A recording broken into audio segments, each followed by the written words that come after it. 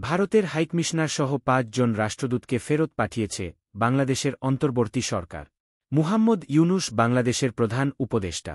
বাংলাদেশের অন্তর্বর্তী সরকার এই সপ্তাহে ভারতের হাইকমিশনার সহ গুরুত্বপূর্ণ রাজধানী এবং বিশ্ব সংস্থার দূতদের প্রত্যাহার করার আদেশ জারি করেছে।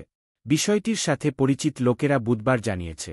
নাম প্রকাশ না করার শর্তে লোকেরা বলেছে, বাংলাদেশের পররাষ্ট্র মন্ত্রণালয়ের প্রশাসনিক বিভাগ দ্বারা জারি করা আদেশগুলি দেশের বিদেশী পরিষেবার মধ্যে ভালোভাবে পড়েনি। কারণ ভারতে হাইকমিশনার সহ প্রত্যাহার করা বেশ কয়েকজন দূত রাজনৈতিক নিযোগপ্রাপ্ত ছিলেন না। ভারতে হাইকমিশনার মুস্তাফিজুর রহমান ছাড়াও প্রত্যাহার করা অন্যরা হলেন নিউ ইয়র্কে জাতিসংঘের স্থায়ী প্রতিনিধি এবং অস্ট্রেলিয়া, বেলজিয়াম ও পর্তুগালের রাষ্ট্রদূত। লোকেরা জানিয়েছে, রহমান সহ যেসব রাষ্ট্রদূতকে প্রত্যাহার করা হয়েছিল তাদের মধ্যে কয়েকজন আগামী মাসে অবসরে যাওয়ার কথা ছিল। এই উন্নয়নটি এমন এক সময়ে ঘটে যখন ভারত বাংলাদেশ সম্পর্ক তলানিতে রয়েছে।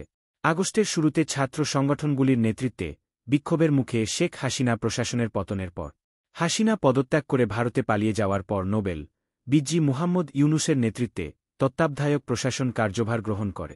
ঢাকায় তত্ত্বাবধায়ক সেটআপ গত মাসে নিউ ইয়র্কে জাতিসংঘের সাধারণ অধিবেশনের প্রান্তে ইউনুস এবং প্রধানমন্ত্রী নরেন্দ্র মোদির মধ্যে বৈঠকের জন্য অবিরাম প্রচেষ্টা চালিয়েছিল।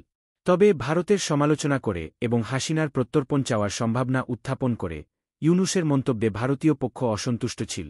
বাংলাদেশ অন্তর্বর্তী সরকার ভারতে হাইকমিশনার সহ ৫ দূতকে প্রত্যাহার করেছে। একজন কর্মজীবনের কূটনীতিক যিনি ভারতে হাইকমিশনার নিযুক্ত হন এবং এর আগে জেনেভায় জাতিসংঘে বাংলাদেশের স্থায়ী প্রতিনিধি এবং সুইজারল্যান্ড ও সিঙ্গাপুরে দূত হিসেবে দায়িত্ব পালন করেন।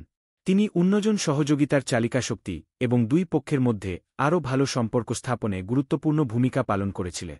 একটি পৃথক উন্নয়নে বাংলাদেশে ভারতের হাইকমিশনার প্রণয় ভার্মা বুধবার ঢাকায় বাংলাদেশের ডি ফ্যাক্টো পররাষ্ট্রমন্ত্রী তৌহিদ হোসেনের সঙ্গে দেখা করেন এবং দ্বিপাক্ষিক সম্পর্ক নিয়ে আলোচনা করে। নিয়মিত দ্বিপাক্ষিক প্রক্রিয়া সক্রিয় করার বিষয়টি বৈঠকে উঠে এসেছে।